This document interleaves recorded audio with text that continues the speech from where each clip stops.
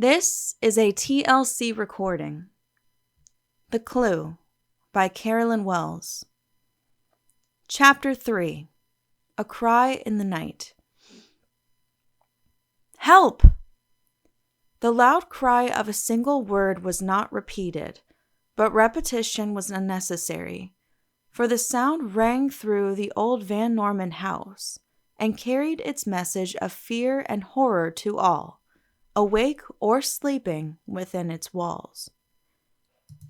It was about 11:30 that same night, and Cicely Dupuy, still fully dressed, flew from her bedroom out into the hall. Seeing a light downstairs and hearing the servants' bells, one after another, as if rung by a frantic hand, she hesitated a moment only and then ran downstairs. In the lower hall, Schuyler Carleton, with a dazed expression on his white, drawn face, was uncertainly pushing various electric buttons which, in turn, flashed lights on or off, or rang bells in distant parts of the house. For a moment, Cicely stared straight at the man.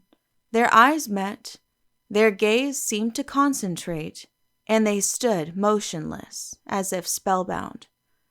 The crisis was broken in upon by Marie, Madeleine's French maid, who came running downstairs in a hastily donned negligee. "Mon Dieu!" she cried. "Où est mademoiselle?" With a start, Carleton turned from Cicely, and with that dazed look on his face, he motioned Marie toward the wide doorway of the library. The girl took a step toward the threshold, and then, with a shriek, paused and ventured no further. Cicely, as if impelled by an unseen force, slowly turned and followed Marie's movements, and as the girl screamed, Cicely grasped her tightly by the arm, and the two stood staring in at the library door. What they saw was Madeleine Van Norman, seated in a chair at the library table. Her right arm was on the table, and her head, which had fallen to one side, was supported by her right shoulder. Her eyes were partly closed, and her lips were parted, and the position of the rigid figure left no need for further evidence that this was not a natural sleep. But further evidence there was. Miss Van Norman still wore her yellow satin gown, but the beautiful embroidered bodice was stained a dull red, and a crimson stream was even then spreading its way down the shimmering breadths of the trailing skirt. On the table, near the outstretched white hand, lay a Venetian dagger. This dagger was well known to the onlookers. It had lain on the library table for many years, and though ostensibly for the purpose of a paper cutter, it was rarely used as such. Its edges were too sharp to cut paper satisfactorily, and moreover, it was a wicked-looking affair, and many people had shuddered as they touched it. It had a history, too, and Richard Van Norman used to tell his guests of dark deeds in which the dagger had taken part while it was still in Italy. Madeleine herself had had a horror of the weapon, though she had often admitted the fascination of its marvelous workmanship, and had said upon several occasions that the thing fairly hypnotized her, and some day she should kill herself or somebody else with it. From an instinctive sense of duty, Marie started forward as if to help her mistress. Then, with a convulsive shudder, she screamed again and clasped her hands before her eyes to shut out the awful sight. Cicely, too, moved slowly toward the silent figure, then turned and again gazed steadfastly at Schuyler Carleton. There must have been interrogation in her eyes, for the man pointed toward the table, and Cicely looked again to notice there a bit of paper with writing on it. She made no motion toward it, but the expression on her face changed to one of bewildered surprise. Before she had time to speak, however, the other people of the house all at once began to gather in the hall. Mrs. Markham came first, and though when she saw Madeline she turned very white and seemed about to faint, she bravely went at once toward the girl and gently tried to raise the fallen head. She felt a firm grasp on her shoulder and turned to see Miss Morton, with a stern, set face at her side. "Don't touch her," said Miss Morton in a whisper. "Telephone for a doctor quickly." "But she's dead," declared Mrs. Markham, at the same time bursting into violent sobs. "We do not know. We hope not," went on Miss Morton, and without another word she led Mrs. Markham to a sofa and sat her down rather suddenly, and then went herself straight to the telephone. As she reached it, she paused only to inquire the name of the family physician. Harris, the butler, with difficulty articulated the name of Dr. Hills and his telephone number, and without further inquiry Miss Morton called for him. "Is this Dr. Hills?" she said when her call was answered. "Yes, this is the Van Norman house. Come here at once. No matter, you must come at once. It is very important. A matter of life and death. I am Miss Morton. I am in charge here. Yes, come immediately. Goodbye." Miss Morton hung up the receiver and turned to the frightened group of servants. "You can do nothing," she said, "and you may as well return to your rooms. Harris may stay, and one of the parlor maids."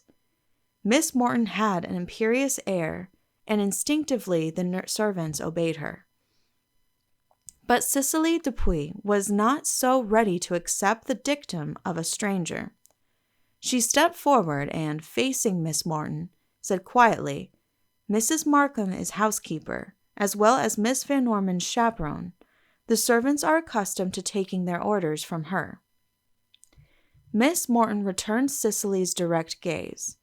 "You see, Mrs. Markham," she said, pointing to the sofa, where that lady had entirely collapsed, and, with her head in a pillow, was shaking with convulsive sobs. "She is for the moment quite incapable of giving orders. As the oldest person present, and as a lifelong friend of Mr. Richard Van Norman, I shall take the liberty of directing affairs in the present crisis." Then, in a softer tone and with a glance toward Madeline, Miss Morton continued, "I trust in view of the awfulness of the occasion, you will give me your sympathy and cooperation, that we may work in harmony." Cicely gave Miss Morton a curious glance that might have meant almost anything, but with a slight inclination of her head she said only, "Yes, madam." Then Kitty French and Molly Gardner came downstairs and stood trembling on the threshold. "What is it?" whispered Kitty. "What's the matter with Madeline?" "Something dreadful has happened," said Miss Morton, meeting them at the door. "I have telephoned for Dr. Hills, and he will be here soon. Until then, we can do nothing." "But we can try to help Maddie," exclaimed Kitty, staring toward the still figure by the table. "Oh, is she hurt? I thought she had fainted." As the two girls saw the dread sight, Miss Gardner fainted herself, and Miss Morton bade Marie, who stood shivering in the hall, take care of her. Relieved at having something to do, Marie shook the girl and dashed water in her face until she regained consciousness, the others meanwhile paying little attention. Schuyler Carleton stood leaning against the doorpost, his eyes fixed on Madeline's tragic figure, while Kitty French, who had dropped into a chair, sat with her hands tightly clasped, also gazing at the sad picture. Although it seemed hours to those who awaited him, it was but a few moments before the doctor came. Dr. Hills was a clean-cut, alert-looking young man, and his quick eyes seemed to take in every detail of the scene at a glance. He went straight to the girl at the table and bent over her. Only the briefest examination was necessary before he said gently, "She is quite dead. She has been stabbed with this dagger. It entered a large blood vessel just over her heart, and she bled to death. Who killed her?" Even as he spoke, his eye fell on the written paper which lay on the table. With one of his habitually quick gestures, he snatched it up and read it to himself, while a look of great surprise dawned on his face. Immediately, he read it aloud. I am wholly miserable, and unless the clouds lift, I must end my life. I love S, but he does not love me. After he finished reading, Dr. Hill stood staring at the paper and looked utterly perplexed. I should have said it was not a suicide, he declared, but this message seems to indicate that it is. Is this written in Miss Van Norman's hand? Miss Morton, who stood at the doctor's side, took the paper and scrutinized it. It is, she said. Yes, certainly, that is Miss Van Norman's writing. I had a letter from her only a few days ago, and I recognize it perfectly. Let me see it, said Mrs. Markham, in a determined, though rather timid way. I am more familiar with Madeline's writing than a stranger can possibly be. Miss Morton handed the paper to the housekeeper without a word, while the doctor, waiting, wondered why these two women seemed so out of sympathy with each other. Yes, it is surely Madeline's writing, agreed Mrs. Markham, her glasses dropping off as her eyes filled with tears. Then I suppose she killed herself, poor girl, said the doctor. She must have been desperate indeed, for it was a strong blow that drove the steel in so deeply. Who first discovered her here? I did, said Schuyler Carleton, stepping forward. His face was almost as white as the dead girl's, and he was scarcely able to make his voice heard. I came in with a latchkey and found her here, just as you see her now. As Carleton spoke, Cicely Dupuy stared at him with that curious expression that seemed to show something more than grief and horror. Her emotional bewilderment was not surprising in view of the awful situation, but her look was a strange one, and for some reason it greatly disconcerted the man. None of this escaped the notice of Dr. Hills, looking straight at Carleton, but with a kindly expression replacing the stern look on his face. He went on, And when you came in, was Miss Van Norman just as we see her now? Practically, said Carleton. I couldn't believe her dead, and I tried to rouse her. Then I saw the dagger on the floor at her feet. On the floor? Interrupted Dr. Hills. Yes, replied Carleton, whose agitation was increasing, and who had sunk into a chair because of sheer inability to stand. It was on the floor at her feet, right at her feet. I picked it up, and there was blood on it. There is blood on it, and I laid it on the table, and then I saw the paper that says she killed herself, and then I turned on the lights and rang the servants' bells, and Cicely, Miss Dupuy, came and the others, and that's all. Schuyler Carleton had with difficulty concluded his narration, and he sat clenching his hands and biting his lips, as if at the very limit of his powers of endurance. Dr. Hills again glanced round the assembly in that quick way of his and said, Did any of you have reason to think Miss Van Norman had any thoughts of taking her own life? For a moment no one spoke, and then Kitty French, who, in a despairing, miserable way, was huddled in the depths of a great armchair, said, I have heard Madeline say that sometimes she would kill herself with that horrid old dagger. I wish I had stolen it and buried it long ago. Dr. Hills turned to Mrs. Markham. Did you have any reason to fear this? He inquired. No, she replied, and I do not think Madeline meant she would voluntarily use that dagger. She only meant she had a superstitious dread of the thing. Do you understand her reference to her own unhappiness in this bit of writing? Went on the doctor. Yes, I think I do, said Mrs. Markham in a low voice.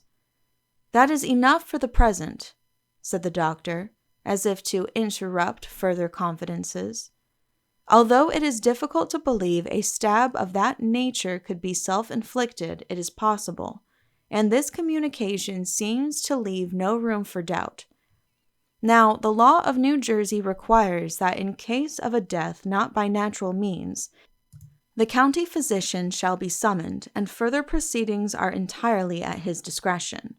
I shall therefore be obliged to send for Dr. Leonard before disturbing the body in any way. He will probably not arrive in less than an hour or so, and I would advise that you ladies retire.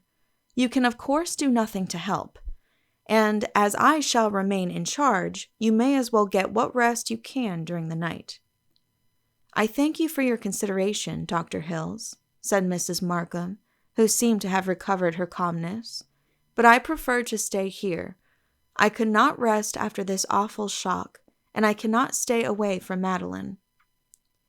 Kitty French and Molly Gardner, who, clasped in each other's arms, were shivering with excitement and grief, begged to be allowed to stay, too, but Dr. Hills peremptorily ordered them to go to their rooms. Cicely Dupuy was allowed to stay, as in her position of social secretary she might know much of Madeline's private affairs. For the same reason, Marie was detained, while Dr. Hills asked her a few questions. Schuyler Carleton sat rigidly in his chair, as immovable as a statue. This man puzzled Dr. Hills, and yet it was surely shock enough almost to unhinge a man's brain thus to find his intended bride the night before his wedding. But Carleton seemed absorbed in emotions other than those of grief.